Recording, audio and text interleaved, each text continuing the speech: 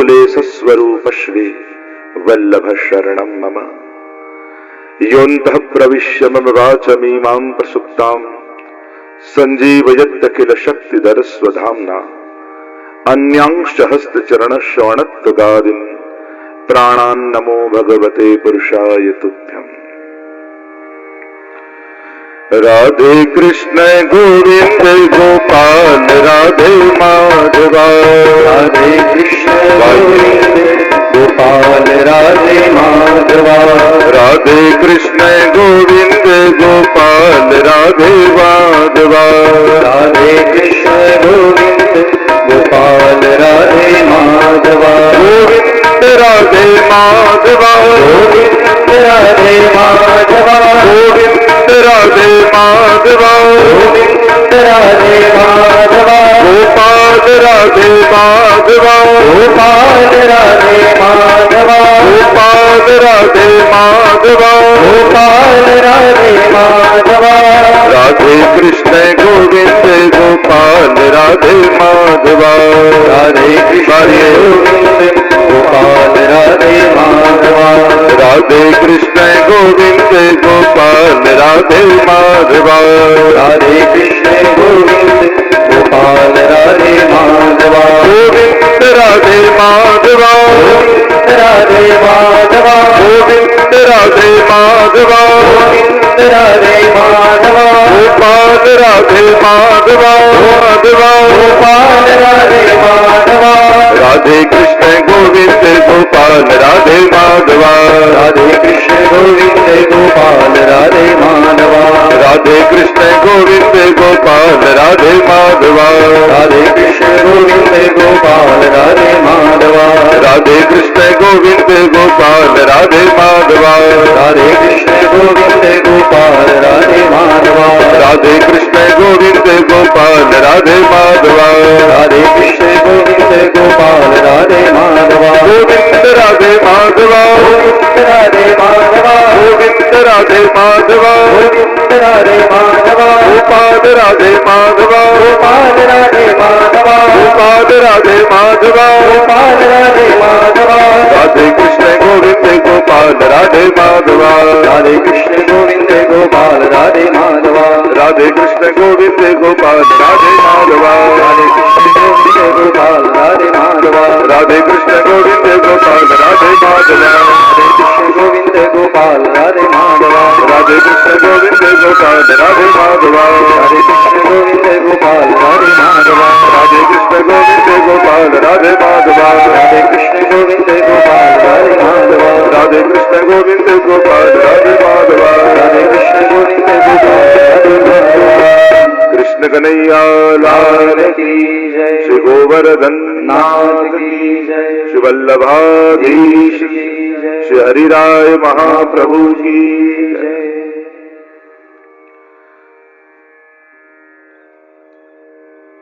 આજના દિવ્ય પાવન અવસરે શ્રીનાથ ધામ હવેલી યુકે એવં વૈષ્ણવ સંઘ ઓફ યુકેના તત્વાધાનમાં પરમ ભગવદીય સરોજબેનના મનોરથ સ્વરૂપે આ ત્રિદિવસીય શિક્ષાપત્ર રસપાન કથાનું આયોજન આ 3 દિવસ દરમિયાન કરવામાં આવ્યું છે. લાઈવ રૂપે યુકેના વૈષ્ણવ નિહાળી રહ્યા છો અને ભાગ્યશાળી વૈષ્ણવ છે જે સ્વયં શ્રીનાથ ધામના પટાંગણમાં ઉપસ્થિત રહી શ્રીનાથજીની સન્મુખ સાનિધ્યમાં આ સત્સંગનું રસપાન કરી રહ્યા છે. અધિક માસ દરમિયાન અનેકવિધ મનોરથો શ્રીનાથ ધામમાં ઉજવાયા. આપણા બધાનું ગૌરવ કહી શકાય એવું શ્રીનાથ ધામ જાણે લંડનનું નાથદ્વારા જેને કહી શકાય. અનેક અનેક વૈષ્ણવો એનો લાભ લીધો અને એ આનંદના શિખર રૂપે અધિક માસના પાવન અવસરે 7 દિવસની આ દિવ્ય ભાગવત સપ્તાહનું આપણે આયોજન કર્યું અને લગાતાર 7 દિવસ સુધી સાક્ષાત શ્રીનાથજી બાબાના વાંગમય સ્વરૂપ એવા શ્રીમદ ભાગવતનું રસપાન આપણે બધાએ કર્યું અને એ જ શૃંખલાને આગળ વધારતા આ નવરાત્રિના પાવન અવસરો પૂર્ણ થયા છે. દશેરાનો દિવસ અને ઉત્સવ ઉજવાઈ ચૂક્યો છે અને શરદ પૂર્ણિમાની પ્રતીક્ષા થઈ રહી છે. એ મધ્યમાં આ શિક્ષાપત્રનું રસપાન કરવાનો એક સોનેરી અવસર આપણને બધાને મળ્યો છે. આપ સૌ મનોરથી પરિવારને સૌથી પહેલા વધાઈ આપું કે આપ બધાના મનોરથ સ્વરૂપે આ દિવ્ય ઉત્સવ ઉજવાઈ રહ્યો છે. શ્રીનાથ ધામ અને વૈષ્ણવ સંઘ ઓફ યુકે સતત તત્પર રહેવું છે.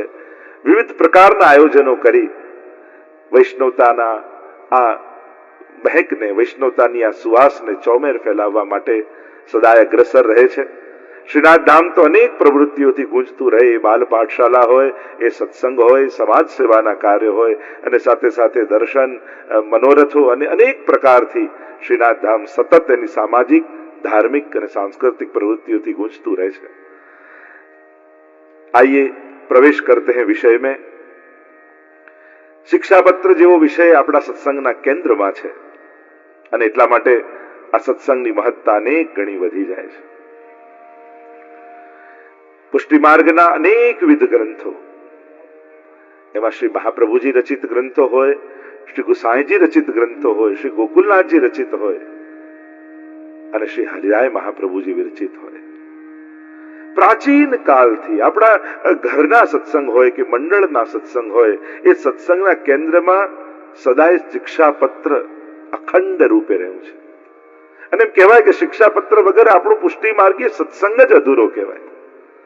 અને અમે તો નાના હતા ત્યારે વડીલોના મુખેથી સાંભળ્યું હતું કે તમારા જીવનમાં ક્યારેક કોઈ પણ મૂંઝવણ આવે, કોઈ પણ પ્રશ્ન આવે, કેવલ શિક્ષાપત્રને ખોલજો અને જે પાનું ખુલે વાંચજો, નિશ્ચિત તમારી ચિંતા યા તમારા પ્રશ્નોના જવાબ એ પાના પર લખ્યા હશે.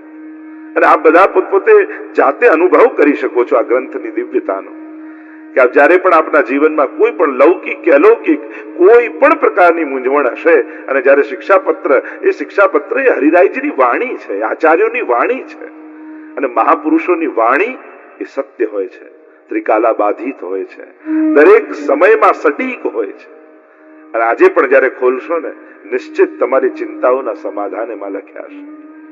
તો એવો શિક્ષાપત્ર નામનો ગ્રંથ, જેમ સ્વામિનારાયણ સંપ્રદાયમાં શિક્ષાપત્રી નામનો ગ્રંથ છે અને આદર્શ જીવન જીવવાના ઉપદેશો આપ્યા છે, એમ આપણા હરિરાય મહાપ્રભુજીએ આ શિક્ષાપત્ર નામનો 633 શ્લોકોનો લગભગ, જેમાં 41 પત્રો સમાહિત છે, એવો દિવ્ય ગ્રંથ આપ્યો છે, જેમાં આધ્યાત્મિક જીવનની ઉન્નતિના પથદર્શન કરવામાં આવ્યા છે.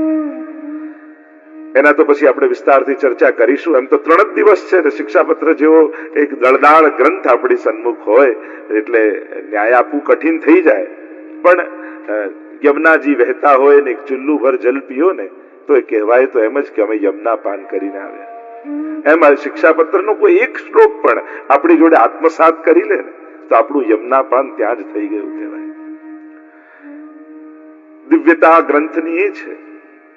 સમય બીજો ક્યાંય ન વગાડતા સીધા વિષય પર જો જાઉં, કારણ કે બહુ ઓછા અને ટૂંકા સમયમાં આપણે શિક્ષાપત્રના સારને સમાહિત કરવાનો છે.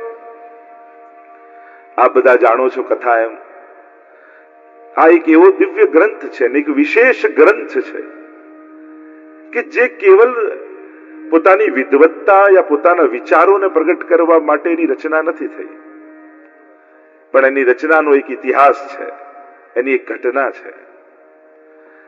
આપણા શ્રી હરિરાય મહાપ્રભુજી, એમની જીવનની દિવ્યતાને તો આપ જાણો જ છો, એટલે હું બહુ ઊંડાણ અને વિસ્તાર એમાં નથી કરતો. પણ જેમને આપણે ત્યાં 2 મહાપ્રભુ કહેવાય છે, એક તો શ્રી વલ્લભ મહાપ્રભુ અને બીજા શ્રી હરિરાય મહાપ્રભુ.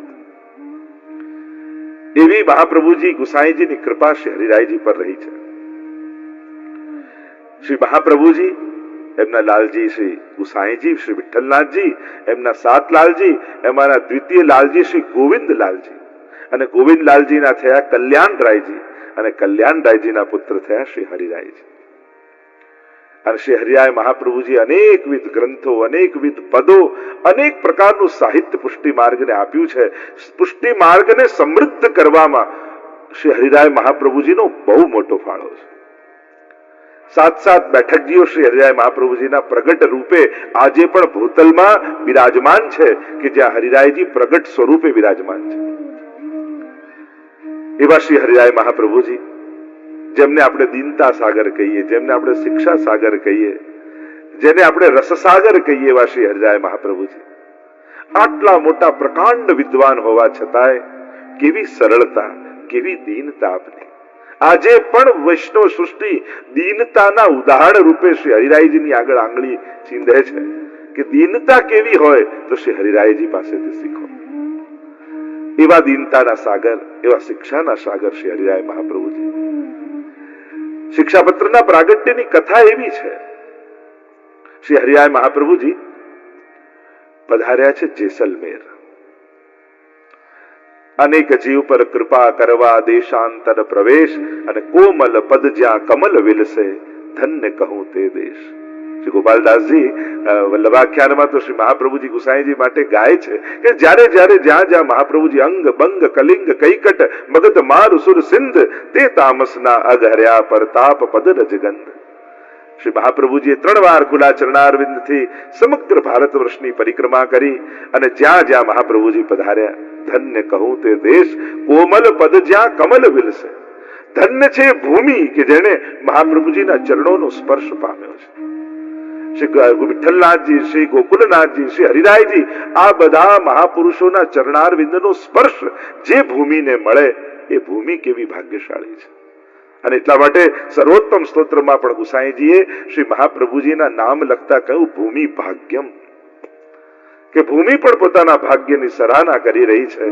ધન્ય છું હું, શ્રી મહાપ્રભુજીના કોમલ ચરણારવિંદનો મને સ્પર્શ મળી રહ્યો છે.